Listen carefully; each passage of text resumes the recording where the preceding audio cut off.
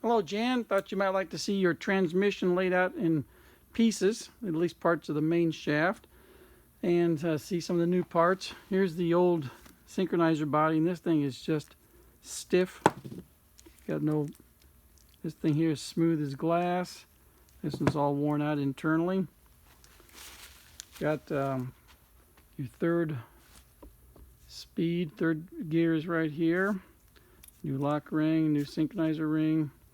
The needle bearings are in good shape. And right here, got some thrust washers.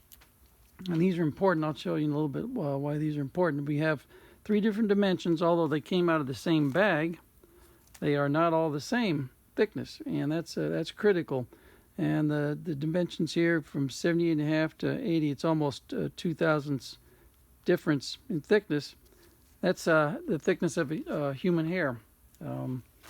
And that's going to come into play here when we start building the shaft. Here's the main shaft. Got this cage needle bearing in place already. So now we're going to go over to the instructions.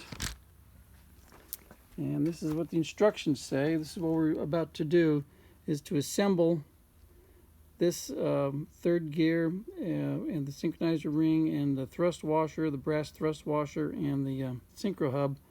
And then we flip it over and we check our end play of the third gear.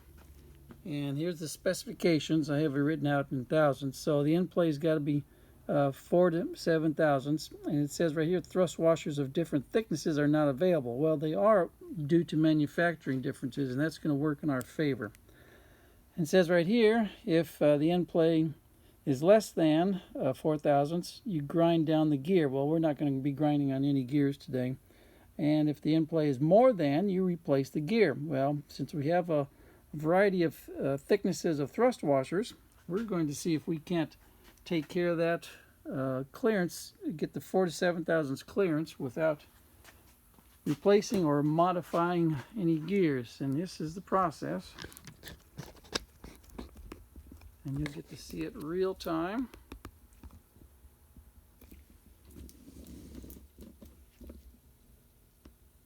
Okay, so what we're going to do, first of all, we got our cage needle bearing in place. This goes down next. Next, I'm going to take one of the thrust washers. I'm going to take the thickest thrust washer we got, the 80 thousandths, and stick it in here. That goes in there. I have a synchronizer ring that goes here. And then we have to pay special attention as to which way the synchro hub goes. This part goes down. When I say this part, they have grooves on here to show you which way it goes down. Now we get this lined up. There we go. We've got our new lock ring that goes in here. It's indexes, has indentations at index. Now we're going to install our special groove nut, and the instructions say to snug it down, but don't don't lock the, there we go, we got that secured. Don't lock the lock plate just yet. Next, turn it upside down. I'll pull this out for the time being. Get our aluminum jaws.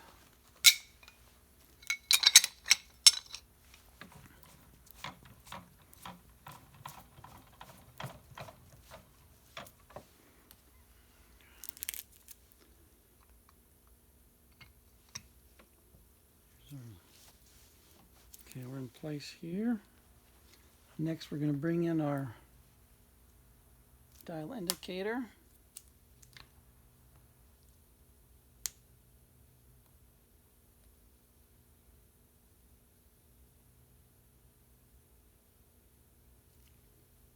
The clearance is 4 to 7 thousandths. That's between 2 and 2.5,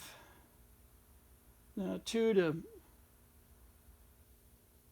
3 thickness of human hairs is what that is. That represents. Let's see if I got this set up correctly. We've got We're all good on our angles here, so we're not measuring deflection. Let's see if that's a case here. Move this a little bit closer.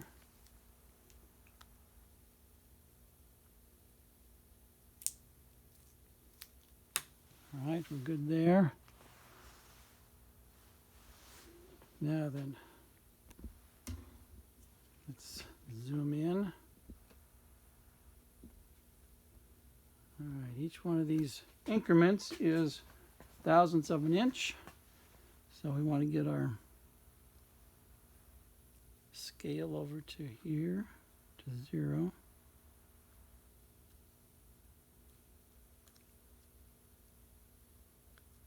So what we want to achieve is these 4 to 7 thousandths clearance. So here's 4, 5, 6, 7. So in this range right here is where we are hoping that our clearance is going to be on the gear.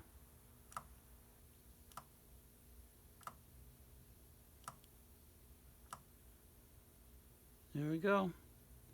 5 thousandths. Right in the middle. So we're good on that. That means I can turn it back over and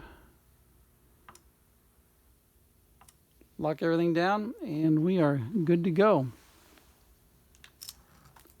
Going to use that. Going to keep this here. Going to use that dial indicator for the other gears as well.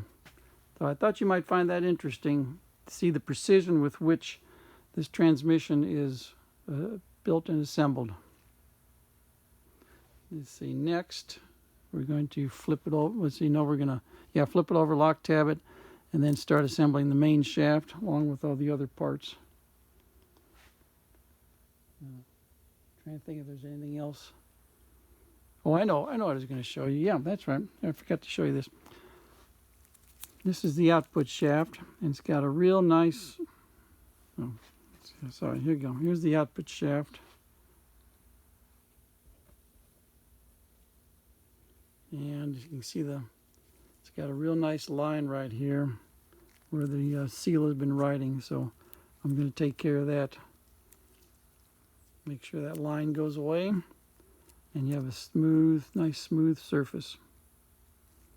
So there's no groove right there for leakage. Okay, I think I'm all set for the time being. Thanks.